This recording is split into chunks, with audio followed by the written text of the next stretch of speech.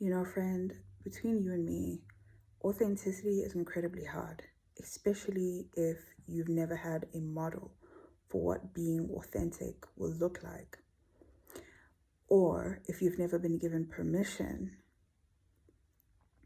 Authenticity, or rather unconditional self acceptance, which then brings out authenticity, comes from people giving you permission to be honest, meaning people not judging or criticizing you for being who you are and expressing your truth.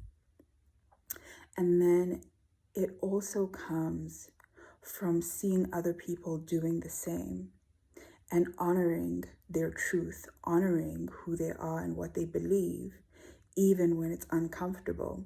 And if the people in our surroundings either invalidate us or don't show us what authenticity and courageous honesty looks like, it's incredibly difficult when we are older and trying to, show up in the world and courageously express ourselves to understand what that will actually look like. But here's where you can begin. If you are anything like me, or where I started out, I used to laugh at people's jokes that I didn't find funny, heavily masking.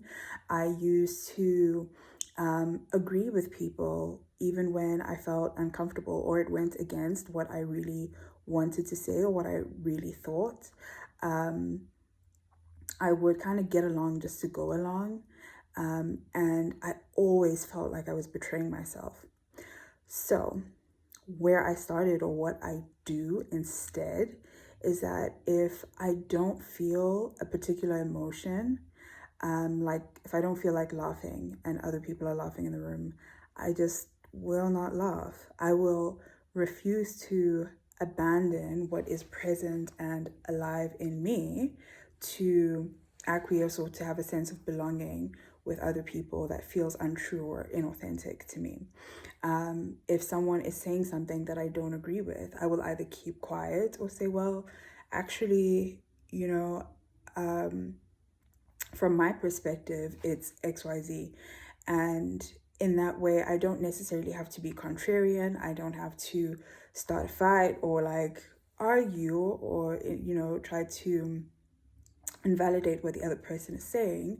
But it's a small practice of authenticity where instead of aligning with the other person, you realign yourself and choose your own values in each given moment. It doesn't necessarily mean you have to assert yourself in every single space, but it just means that you choose what feels true to you moment to moment. And it takes courage and it takes time, but it's worth a practice because the more that you practice that honesty, the more that you practice authenticity, it brings a sense of internal congruence where you are not betraying yourself every other moment to try to belong to somebody else. You realize that belonging exists within you, between you and you.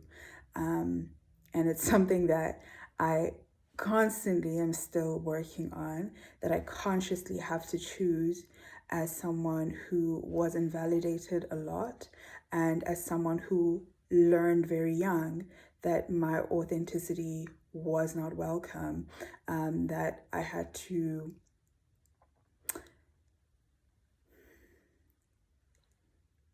agree or be agreeable in order to belong.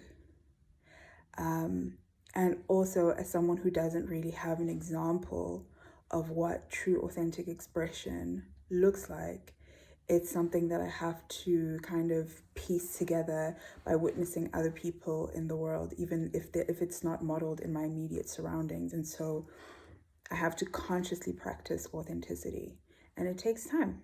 And finding my own authentic voice, again, will take time.